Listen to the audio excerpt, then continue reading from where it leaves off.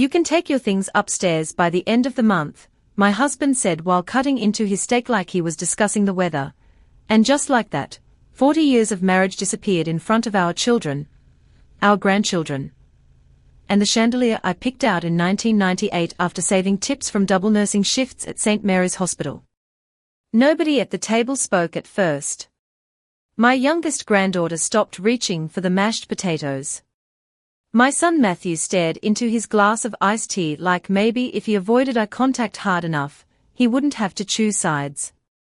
And Daniel, my husband of 4 decades, leaned back in his chair with the confidence of a man who thought he had already won. It's just practical, he added, waving his fork in my direction. The upstairs suite makes more sense for me now.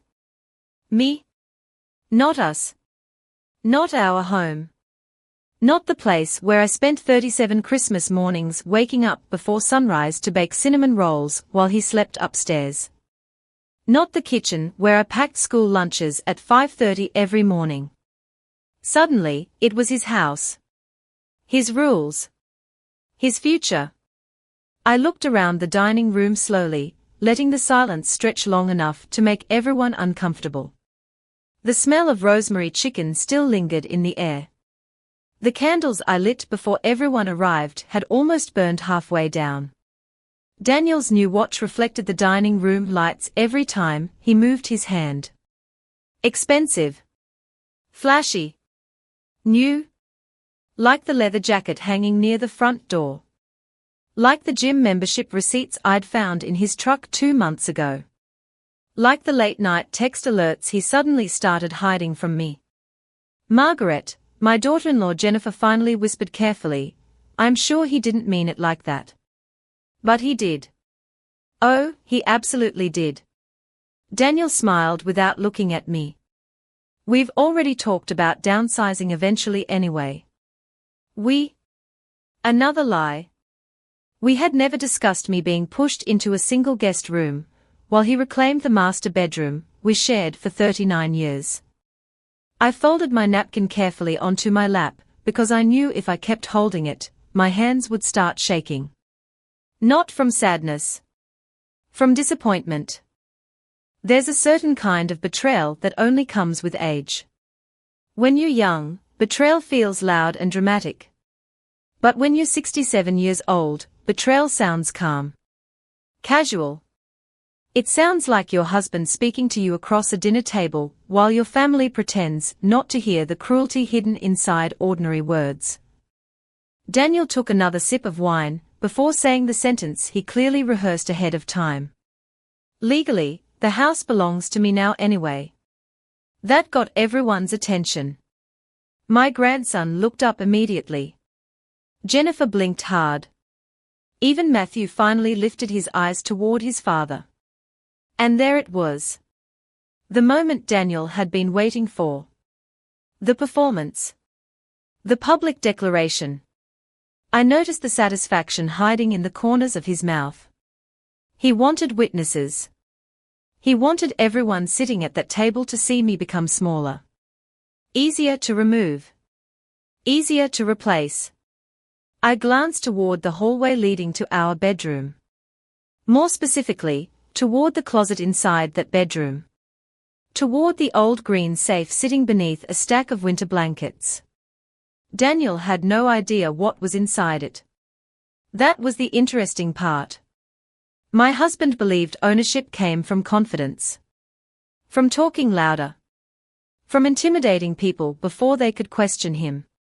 But paperwork doesn't care about confidence. Signatures don't care about ego.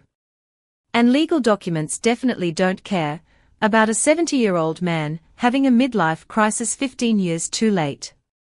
I looked back at him and smiled softly for the first time all evening. Not angry. Not emotional. Just calm enough to make him slightly uneasy. Is that what you think? I asked quietly. Daniel's smile faded for half a second. Only half a second. But I saw it. And after 40 years of marriage, I knew exactly what it meant. For the first time all night, my husband realized there might be something he didn't know. After everyone left that night, the house became painfully quiet in the way only large homes can after a family gathering ends. The grandfather clock near the staircase ticked loudly enough to sound accusatory. Plates sat untouched near the sink because I no longer had the energy to clean up after. People who had just watched my humiliation in silence. Daniel disappeared upstairs without another word, carrying the last of the wine bottle with him like a man celebrating a victory. I stayed alone in the kitchen for nearly 20 minutes, staring at the reflection in the dark window above the sink. At 67 years old, I had learned something important about marriage. People do not suddenly become cruel overnight. The signs arrive slowly, one small disrespect at a time, until eventually the person sitting across from you no longer resembles the one you built your life beside. Daniel used to thank me for dinner. He used to kiss my forehead before leaving for work. He used to brag about my nursing career to strangers at restaurants. But somewhere over the last few years, gratitude turned into entitlement. Respect turned into performance. And love turned into accounting. He started measuring everything. Whose name appeared on bills? Who used more electricity? Which retirement account had grown faster? I should have understood then what was happening. Some men grow older with grace. Others grow terrified. Daniel belonged to the second group. I finally stood up and carried the dishes toward the sink when I heard footsteps behind me. Matthew. My son looked exhausted, like the weight of the evening had settled directly onto his shoulders. Mom, he said quietly, Dad is just stressed. I almost laughed at that. Stress? Such a convenient excuse for selfishness. I rinsed a plate slowly before answering him. Your father announced to an entire room that he plans to move me out of my own bedroom. Matthew rubbed the back of his neck the same way he always did when he was uncomfortable. He did not mean it harshly.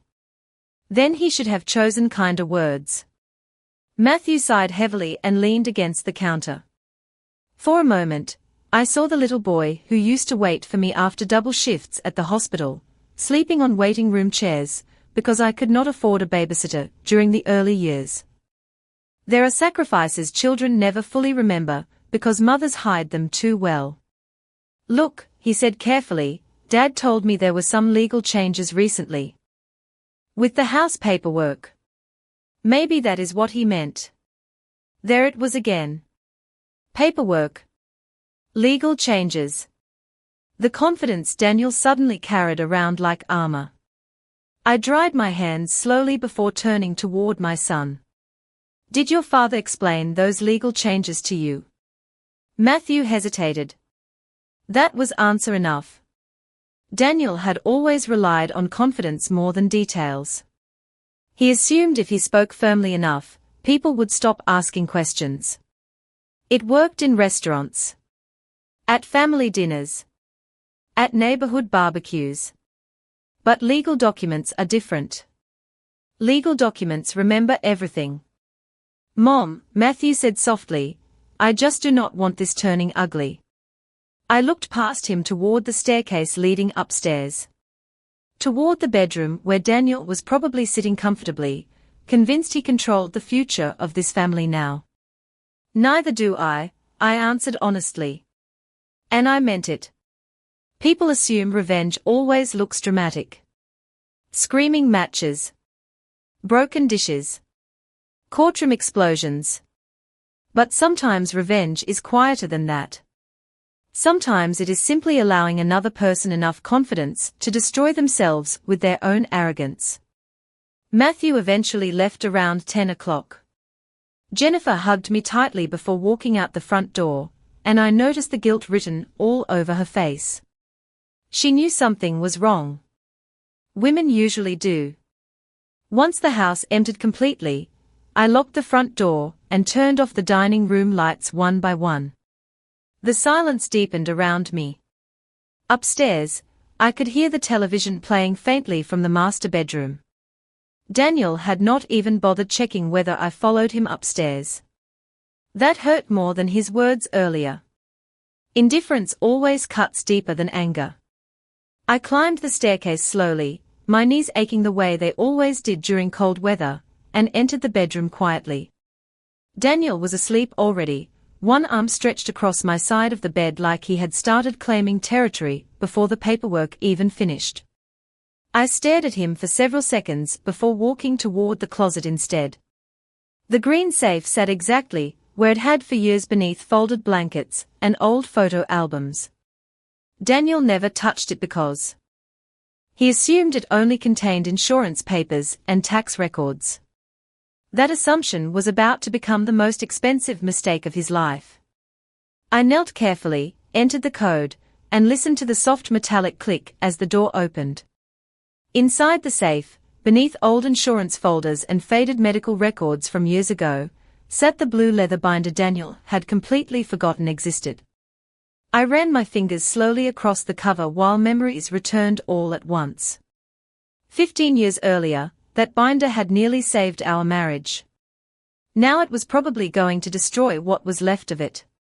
I carefully carried it downstairs into the kitchen, because I did not trust myself to open it beside the man sleeping upstairs. The overhead light above the stove cast a warm yellow glow across the counter as I opened the binder and began turning pages one at a time. Trust amendments. Property records. Joint survivorship clauses. Signature pages. Every single document exactly where I left it. Organized. Dated. Notarized. Daniel always mocked the way I kept paperwork. He called me obsessive whenever I labeled folders or saved receipts. Nobody keeps records like this anymore, Margaret, he used to complain. But nursing teaches you something important. Details matter. Small mistakes become disasters when nobody pays attention. And 15 years ago, Daniel made a mistake that changed everything. Back then, we were close to losing the house entirely. Daniel had invested money into some business opportunity with an old golfing friend from Phoenix. He promised it would double our retirement savings within a year. Instead, the man disappeared with nearly $80,000. I still remember sitting at this same kitchen table opening the bank statement, while Daniel stood near the refrigerator refusing to look at me. I had worked back-to-back hospital shifts for years to build that savings account. Overnight, most of it vanished. Daniel kept saying the same sentence over and over. I thought it was safe. As if intentions mattered more than consequences. We almost lost everything after that. The mortgage payments fell behind. Credit card debt climbed. I picked up extra weekend shifts at the hospital even though my knees were already giving me trouble by then. Meanwhile, Daniel became quieter. Smaller somehow. Embarrassed. That was the only time in our marriage he ever truly looked afraid. Eventually, my older brother Robert stepped in and connected me with a real estate attorney he trusted in Chicago. A woman named Diane Keller. Sharp. Calm. The kind of person who noticed details before other people realized they existed. Diane reviewed every financial document we had and asked me one question I never forgot. Mrs. Whitmore, if your husband ever made another reckless financial decision, how protected would you be? At the time, I thought the question sounded insulting. I defended Daniel immediately. I said he would never put us at risk again. Diane simply nodded and slid a stack of papers toward me anyway. People rarely repeat the exact same mistake, she told me. They just repeat the same pattern in a different form. She was right. God help me, she was absolutely right. Over the next several months, Diane helped restructure the property ownership legally and carefully. Not secretly. Daniel signed every single document himself. That was the remarkable part. He sat beside me in Diane's office while she explained everything line by line. But Daniel hated paperwork. He trusted summaries instead of details. Whenever conversations became too technical, he mentally checked out and started staring out the window. Diane noticed it too. I remember her pausing once to ask directly, "Mr. Whitmore, do you understand the survivorship structure we are establishing here?" Daniel laughed and said, "As long as the bills get paid, I trust my wife." At the time, those words sounded loving. Looking back now, they were careless. Trust should never replace understanding. I turned another page in the binder and found the final notarized property agreement with both our signatures sitting clearly at the bottom. My eyes lingered on Daniel's name for several seconds. He signed it confidently. Casually. Like a man approving a cable bill instead of altering the legal future of his home. Upstairs, I heard footsteps cross the bedroom floor briefly before falling. Silent again. Daniel probably assumed I was crying somewhere. Maybe packing boxes already. Maybe panicking about where I would live. The truth was much simpler than that. I was remembering. Remembering every overtime shift. Every mortgage payment. Every sacrifice quietly made while Daniel believed confidence alone kept this family standing. I closed the binder gently and stared out the kitchen window into the dark backyard. The flower garden near the fence still needed trimming before winter arrived. I had planted those roses myself 22 years ago, after Matthew graduated college. Daniel used to brag to neighbors about how beautiful they looked every spring. Funny how men love taking credit for things they never actually built. The next morning, Daniel acted like nothing unusual had happened at dinner.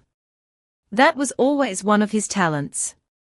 He could wound someone deeply on Tuesday and discuss grocery lists by Wednesday morning like the previous night never existed.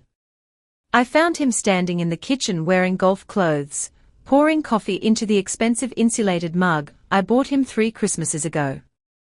Sunlight came through the windows over the sink, catching silver strands in his hair and making him look softer than he really was. For a moment, if someone walked in without knowing us, they would probably think we were a normal retired couple enjoying an ordinary morning. "You are up early," he said casually without turning around. "Could not sleep," I answered. Daniel nodded slowly like he expected that. Like my discomfort confirmed something for him. He added 2 packets of artificial sweetener into his coffee before finally looking at me. "About last night," he began, though his tone suggested he was more interested in defending himself than apologizing. Maybe I should have handled that conversation privately. Maybe. I almost admired the simplicity of that sentence. 40 years together reduced to maybe I should have handled it privately. "You embarrassed me intentionally," I said calmly. Daniel sighed heavily, already annoyed that I refused to smooth things over for him. "Margaret, you are being dramatic." There it was. The word men use whenever women refuse to quietly accept disrespect. Dramatic. Not hurt. Not humiliated. Not betrayed. Dramatic. Daniel leaned against the kitchen island and crossed his arms.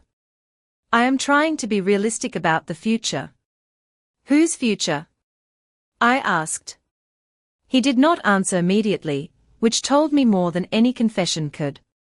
Instead, he glanced toward the staircase before lowering his voice slightly. "Look, we are older now. Things change. People change." I studied his face carefully while he spoke. The new haircut. The expensive cologne lingering in the air. The confidence that suddenly appeared over the last year after decades of insecurity. Then something else caught my attention. His phone buzzed against the counter. Daniel reacted instantly, flipping it face down before the screen fully lit up. Too quickly. Too protectively. I noticed the edge of a woman's name before it disappeared. Claire. My stomach tightened, though not from surprise. Women always know long before they admit it to themselves. The late grocery store trips. The sudden interest in appearance.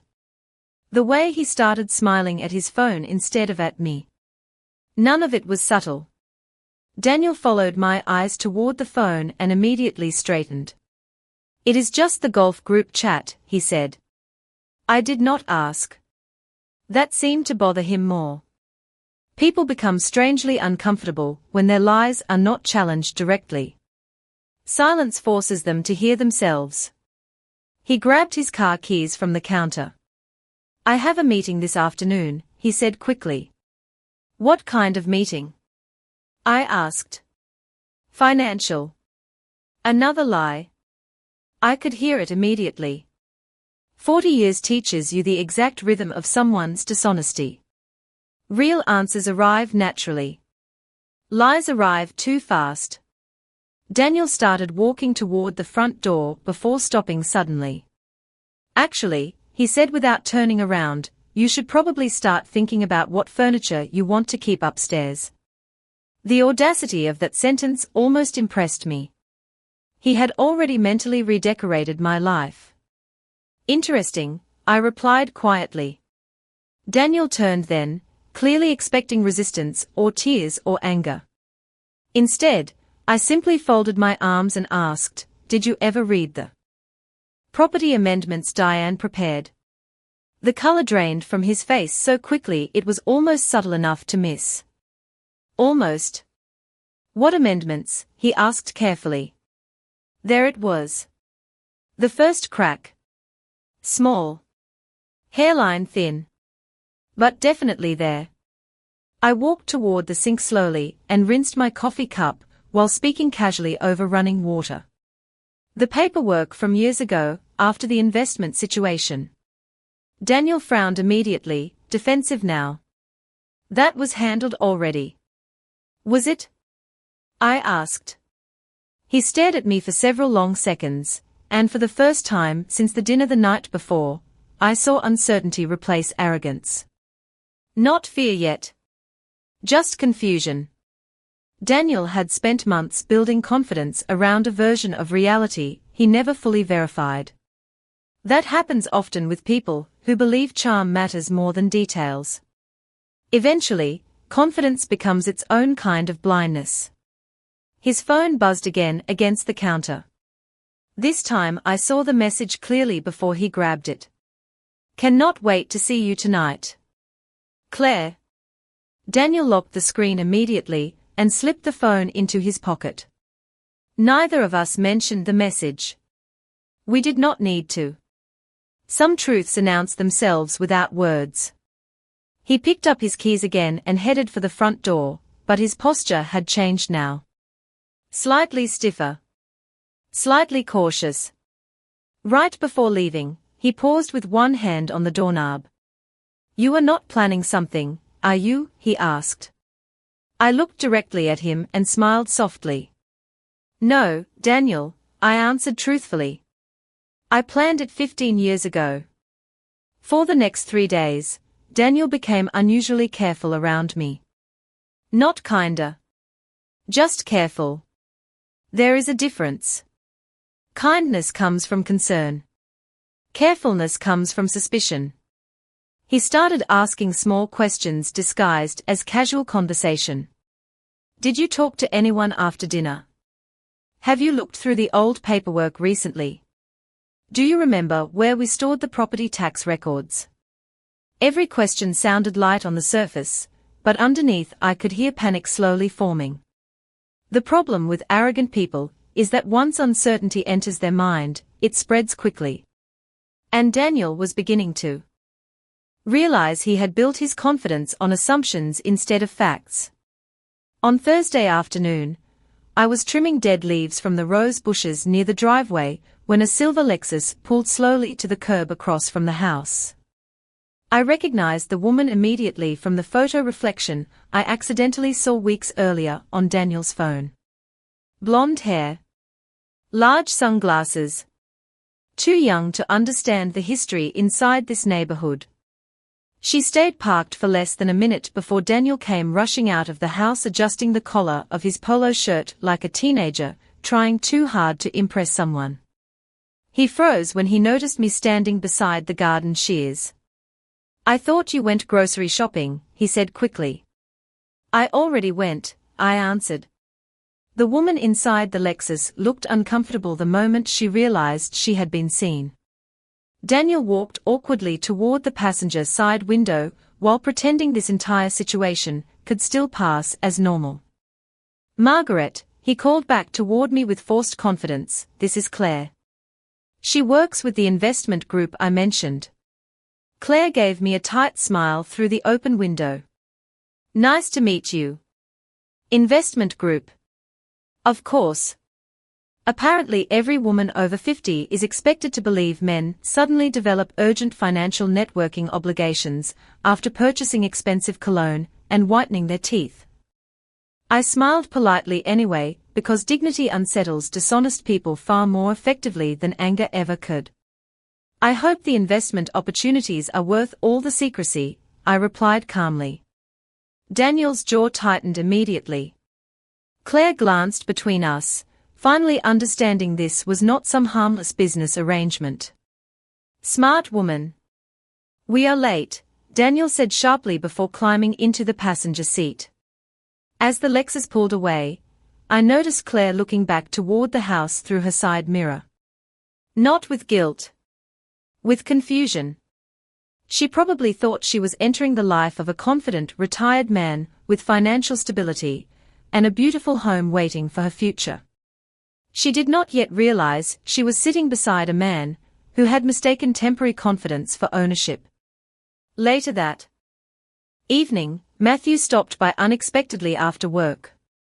He carried a cardboard tray with 2 coffees from the little cafe near his office downtown, the same place he used to take me every Mother's Day before his children were born. You okay? He asked gently after handing me a cup. I nodded even though exhaustion sat heavily in my chest. Emotional betrayal drains people differently at this age. Younger couples scream and break things. Older couples quietly inventory decades of memories while pretending they are not grieving. Matthew sat across from me at the kitchen table and rubbed both hands together nervously. Dad has been acting strange, he admitted. He called me twice today asking questions about property laws. I almost smiled. Interesting. Mom, Matthew said carefully, what exactly happened with those old documents? There it was again. The curiosity growing larger now that Daniel's confidence had started slipping. I stirred cream slowly into my coffee before answering. Years ago, after your father lost that money, I made sure this house could never be jeopardized again. Matthew frowned. What does that mean? It means your father signed papers he never bothered understanding. Matthew leaned back in his chair silently absorbing that information. He looked so much like me around the eyes when he was thinking deeply. So Dad is wrong, he finally asked. I held his gaze for several long seconds before speaking. Your father believes control comes from saying things loudly enough, I answered softly. But legal ownership does not care who talks the loudest. Matthew stared down into his coffee cup after that, and I could practically watch the memories rearranging themselves inside his head. Children spend years believing certain stories about their parents. The hard-working father. The dependable provider. The emotional mother. But eventually adulthood forces them to notice details they missed when they were younger. Who paid bills quietly? Who sacrificed constantly? Who held the family together when nobody was watching? Before leaving, Matthew stopped near the front door and turned toward me carefully.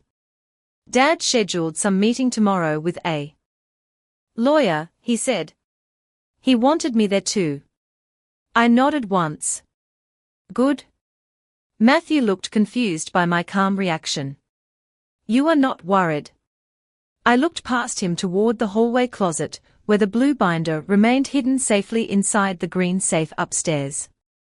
Then I took a slow sip of coffee before answering honestly. No, I said quietly. Your father should be the one worried now.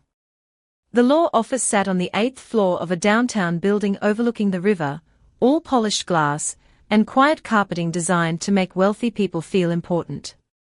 Daniel insisted we drive separately that morning, which told me everything I needed to know about his confidence level. Men only separate themselves physically when they are already preparing emotional distance. I arrived 10 minutes early carrying the blue leather binder inside a plain canvas tote bag.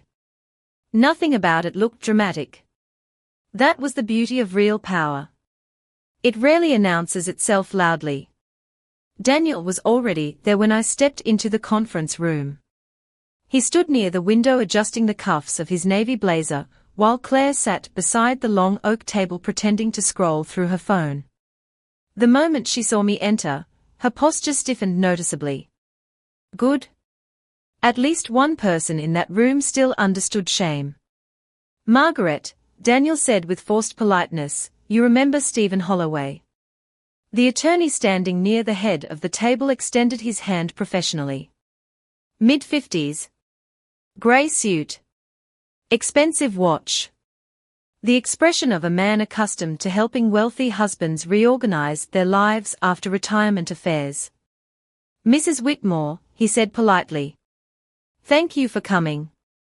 I shook his hand calmly before taking a seat across from Daniel. Claire avoided eye contact completely. Matthew arrived moments later looking deeply uncomfortable the second he realized Claire was present too. Dad, he muttered under his breath, disappointment obvious in his voice. Daniel ignored him completely. That alone told me how far gone he already was. There was a time when disappointing his children would have devastated him. Now he seemed more focused on preserving whatever fantasy future he imagined for himself. Stephen Holloway cleared his throat and opened a leather folder in front of him. Mr. Whitmore has requested this meeting to discuss marital asset division and future residential arrangements. Residential arrangements. Such clean professional wording for trying to remove your wife from her own home. Daniel folded his hands confidently on the table. I think it is best if we handle this efficiently, he said. At our age, dragging things out benefits nobody. Our age. Interesting how he suddenly remembered we belonged in the same category again now that lawyers were involved.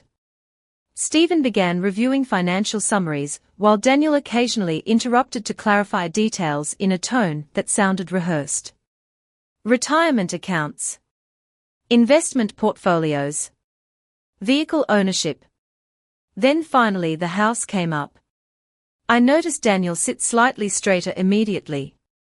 This was the part he had been waiting for. The marital residence, Stephen said while reviewing paperwork, currently holds an estimated market value of approximately $940,000. Daniel nodded once and leaned back confidently. Given the circumstances, I believe it makes sense for Margaret to relocate while I retain the property. Claire shifted subtly beside him, trying very hard not to look pleased. Stephen adjusted his glasses. According to the preliminary documents provided to me, the ownership structure appears somewhat unusual. Daniel frowned slightly. What does that mean? There are amended survivorship provisions attached to the deed, Stephen explained carefully while flipping pages. And a protected residential trust arrangement established years ago. Daniel blinked twice. Slowly. That cannot be right. I stayed completely silent. Stephen continued reading. The primary controlling interest appears connected to Mrs. Whitmore through the trust protections enacted following the financial restructuring in 2011. Daniel turned toward me immediately. What is he talking about? There it was. The moment confidence finally collided with reality. I reached calmly into my tote bag and removed the blue leather binder before sliding it gently across the table. Toward Stephen. You may want to review Section 4, I said quietly. Stephen opened the binder carefully while the room fell completely silent except for the distant hum of traffic outside the windows. Matthew leaned forward slightly. Claire finally looked up from her phone. Daniel stared at the binder like it personally offended him. Stephen reviewed several pages before stopping abruptly. Then he looked directly at Daniel with the careful expression attorneys use right before delivering terrible news to clients. "Mr. Whitmore," he said slowly, "did you personally sign these amended property agreements?" Daniel frowned harder. "I do not remember." Stephen rotated the binder toward him and pointed directly at the signature page. "That is your signature, correct?" Daniel looked down. And for the first time since this entire nightmare began, I watched genuine fear enter my husband's eyes. Not anger. Not embarrassment. Fear. Because suddenly the room no longer belonged to him. The future no longer belonged to him either. All those months spent imagining himself victorious had been built on one catastrophic mistake. He never bothered reading what he signed. Daniel stared at the signature page so long that the silence in the conference room started feeling heavy enough to press against everyone's chest. Stephen Holloway remained professionally calm, but I could tell even he was surprised by how thoroughly the documents protected me. Claire sat completely still beside Daniel now, her earlier confidence gone entirely. She was finally seeing the difference between a man who talks like he owns the world and a man who actually understands the world he lives in. "This does not make sense," Daniel said finally, his voice quieter than I had heard in months. "The house is in both our names." Stephen nodded carefully. "Technically, yes. However, the trust structure established in 2011 created controlling protections tied directly to Mrs. Whitmore's survivorship interest and financial contribution history." Daniel blinked rapidly. "In English?" Stephen folded his hands together patiently. "It means you cannot force Mrs. Whitmore out of the property. You also cannot independently sell, refinance, or transfer ownership rights without violating the trust protections already in place." Matthew slowly turned toward his father. "Dad, you seriously never knew this?" Daniel ignored him completely. He kept staring at the documents like maybe if he looked long enough, the words would rearrange themselves into something more convenient. "There has to be some mistake," he muttered. "I would have remembered signing something like this." I finally spoke then, calmly enough that even my own voice surprised me. "You did remember. You just never listened." Daniel looked at me sharply, and for a brief moment I saw something dangerous flicker across his expression. Not violence. Pride collapsing. There is a specific humiliation older men experience when they realize the women beside them were paying closer attention all along. It forces them to confront something they spent years avoiding. Dependence. Claire shifted awkwardly in her chair before quietly reaching for her purse. Smart woman. She understood before Daniel did that the fantasy was ending in real time. "I think I should go," she said softly. Daniel immediately turned toward her. "Claire, wait." But she was already standing. "You told me the house situation was settled," she said carefully, avoiding eye contact with me entirely now. Daniel's face flushed dark red. "It is settled." Stephen cleared his throat politely. "Actually, it appears very settled in Mrs. Whitmore's favor." That sentence landed harder than anyone expected. Even Matthew looked stunned hearing it said aloud by an attorney instead of me. Claire stared at Daniel for several uncomfortable seconds before speaking again, this time much more quietly. "I do not think you were honest with me." Then she walked out of the conference room without another word. The sound of the door closing behind her echoed through the room like a final verdict. Daniel sat frozen for nearly 5 full seconds afterward. Then came the anger. Not loud anger. Worse. The cold kind older men use when they realize they no longer control the conversation. "You planned this," he said to me quietly. I met his eyes evenly. "No, Daniel. I protected myself against your husband." His voice cracked slightly on the last word. Funny how men only rediscover marriage vows when consequences arrive. Against uncertainty, I answered calmly. After what happened with the investment money years ago, I made sure this house would survive no matter what happened to us. Stephen glanced awkwardly between us like he suddenly regretted accepting this case at all. Matthew leaned forward in his chair, staring at his father differently now. Not with admiration. With disappointment. That seemed to wound Daniel more deeply than anything else. Dad, Matthew said carefully, Mom paid most of the mortgage after the investment situation, did she not? Daniel stayed silent. Dad? Matthew repeated. Finally Daniel nodded once without looking at him. Your mother helped. Helped. I almost laughed. I worked double shifts for nearly 6 years while Daniel rebuilt his finances. I missed birthdays. Christmas concerts. Weekends. There were nights my feet hurt so badly after hospital shifts that I cried quietly in the shower so nobody would hear me. And somehow all of that became helped. Matthew leaned back slowly, processing memories differently now. I could practically see it happening. The family vacations funded by my overtime. The kitchen renovations paid from my retirement bonuses. The medical insurance that carried us for years through my employer. Children notice sacrifices differently once they become adults themselves. Stephen finally closed the binder gently and looked directly at Daniel. Mr. Whitmore, my professional recommendation is that you stop making assumptions and begin reviewing the actual legal realities of your position. Legal realities. Such a polite phrase for you are not nearly as powerful as you thought you were. Daniel sat motionless staring at the polished conference table while the confidence drained out of him piece by piece. For months he had imagined himself replacing me. Reclaiming the house. Starting over with a younger woman in the life I spent decades building. But homes remember things differently than people do. Houses remember who paid for the roof during hard winters. Who stayed awake worrying over bills.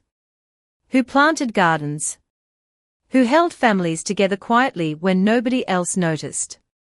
And sitting there across from him in that conference room, I realized something unexpected. I was no longer afraid of losing my marriage. Daniel had already lost something much bigger than that. He had lost the illusion that he was the one holding this family together. By the time we left the law office, the rain had started falling across downtown Chicago in thin gray sheets that blurred the streets and softened the outlines of buildings outside the parking garage. Daniel walked several steps ahead of me without speaking, his shoulders stiff with the kind of anger people carry when reality embarrasses them publicly.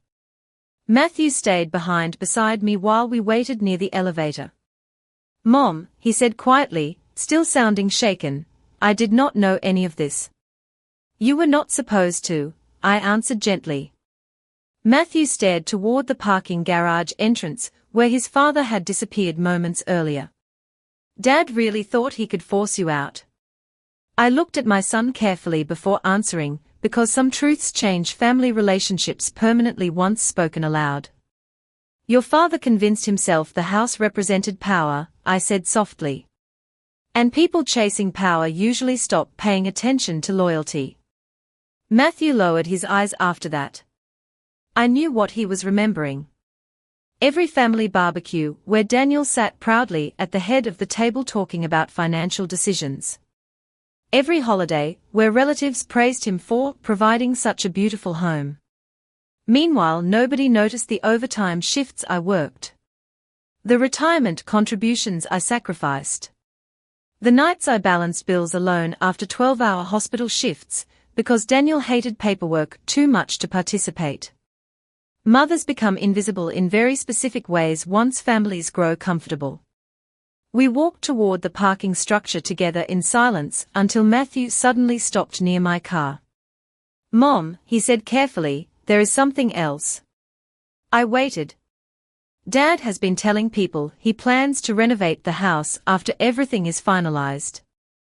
I almost smiled at the absurdity of that sentence. Finalized. As though life were already rearranged neatly in his favor. He mentioned turning your sewing room into a home gym. That one hurt unexpectedly. Not because of the room itself, but because of what it represented. My sewing room overlooked the backyard garden. I made baby blankets there for every grandchild. Christmas stockings. Curtains. Small repairs nobody else in the family ever noticed until they needed something fixed. Women quietly stitch entire families together, while people praise whoever speaks the loudest at dinner. Did he also mention Claire? I asked calmly. Matthew's expression changed immediately. You know about her. I saw them together yesterday. Matthew rubbed both hands over his face slowly, exhausted now. Jennifer told me she suspected something months ago. There it was again. Women noticing what men assume remains hidden. Dad kept saying you two were practically roommates already. I laughed softly at that. Not bitterly. Just tired. Amazing how quickly men rewrite history once they decide they deserve a newer version of life. 40 years of marriage reduced to roommates, because accountability feels inconvenient. When I arrived home later that afternoon, Daniel's car was already in the driveway. I found him sitting alone at the kitchen table staring at old property tax records spread across the wood surface like puzzle pieces he no longer understood. He did not look up when I entered. How long? He asked finally. How long what? How long have you been waiting to use those documents against me? I placed my purse quietly onto the counter before answering. I never planned to use them against you. Daniel looked up sharply then. His eyes appeared older somehow. Smaller. Then why keep them? I pulled out a chair across from him and sat down slowly. Because years ago, after you nearly destroyed our savings, I realized something important, I said calmly. Love does not replace responsibility. Daniel stared at me silently while rain tapped softly against the kitchen windows behind him. You never trusted me again after that, he muttered. No, I corrected gently. I simply stopped trusting you blindly. That sentence landed harder than I expected. Daniel leaned back in his chair and suddenly looked exhausted for the first time in years. Not angry anymore. Just exposed. Claire left, he admitted quietly. I remained silent. She said I lied to her. Funny how men always sound shocked when dishonesty finally costs them something valuable. Daniel laughed bitterly under his breath before rubbing one hand across his face. I cannot believe this is happening. I studied him carefully across the table. For months he imagined himself beginning a glamorous new chapter. A younger woman. A renovated house. Freedom from responsibility disguised as reinvention. But aging has a cruel way of revealing character instead of hiding it. You know what the worst part is? Daniel asked suddenly. Matthew looked at me differently today. There it was. The real wound. Not the house. Not the legal documents. Not Claire leaving. His son seeing him clearly for the first time. Children grow up eventually, I said quietly. And when they do, they start noticing who actually carried the family. Daniel lowered his eyes after that. Outside, rain continued falling steadily across the backyard, where my rose bushes bent gently beneath the storm. I suddenly remembered planting them 22 years ago, with Matthew helping me dig holes in the dirt while Daniel watched football inside. Funny the details people forget until the truth forces them to remember. Daniel moved out 3 weeks later on a grey Monday morning while most of the neighborhood was still leaving for work. No dramatic fight. No shouting. Just the quiet sound of cardboard boxes sliding across hardwood floors and 40 years of marriage being reduced to labeled containers stacked beside the front door. I stood at the kitchen sink drinking coffee, while he carried the last box toward his SUV. He looked smaller somehow without all the confidence he used to wear like armor. Older too. Amazing what truth does to a person once performance finally ends. I signed the apartment lease yesterday, he said without looking directly at me. It is furnished. I nodded once. That is good. The silence between us felt strange now. Not angry. Empty. Like a theater. After everyone goes home. Daniel rested one hand on the back of a dining chair and glanced around the kitchen slowly. I never thought it would end like this, he admitted quietly. Neither did I. But there is a moment in some marriages when respect quietly leaves the room long before the people do. Everything after that is just delayed honesty. Claire? I asked gently. Daniel gave a short bitter laugh under his breath. She stopped answering my calls. Of course she did. Fantasies rarely survive contact with paperwork and consequences. He rubbed his forehead tiredly before speaking again. Matthew barely talks to me now. That one genuinely seemed to hurt him. More than losing the house. More than losing Claire. Men can survive embarrassment easier than disappointment from their children. I turned slowly toward him then, and studied the man I once believed would grow old beside me peacefully. There were still traces of the younger Daniel I married at 27. The charming smile. The stubborn pride. The restless energy that once made me feel safe instead of exhausted. But time reveals character more clearly than romance ever can. He will talk to you eventually, I said honestly. But he sees things differently now. Daniel lowered his eyes. You made sure of that? No, I answered softly. You did. He stared at me for several seconds after that, maybe expecting cruelty. Revenge. Satisfaction. But the strange thing about finally protecting yourself, after years of carrying a family is this: peace feels more powerful than revenge ever could. Daniel picked up the final box and walked toward the front door before stopping suddenly. Did you ever love me? He asked quietly without turning around. The question caught me off guard, because it sounded so sincere. So frightened. I looked around the kitchen while thinking about my answer. The yellow curtains I sewed myself 20 years ago. The little scratch on the cabinet near the refrigerator, where Matthew crashed his bicycle helmet indoors at age 9. The coffee stains on the dining table from thousands of ordinary mornings together. I loved you enough to save this family when you nearly destroyed it, I answered calmly. But eventually I learned saving people and trusting them are not always the same thing. Daniel stood motionless for a long moment after that before finally nodding once and walking out the front door. I watched through the window as he loaded the final box into his SUV beneath a cold October sky. Then he drove away slowly without looking back at the house even once. The house. Funny how that word had nearly become a weapon between us. Because in the end, a home does not belong to the loudest person inside it. A home belongs to the person who protects it when life becomes difficult. Later that afternoon, I opened every window downstairs and let cold autumn air move through the rooms for the first time in weeks. The silence felt different now.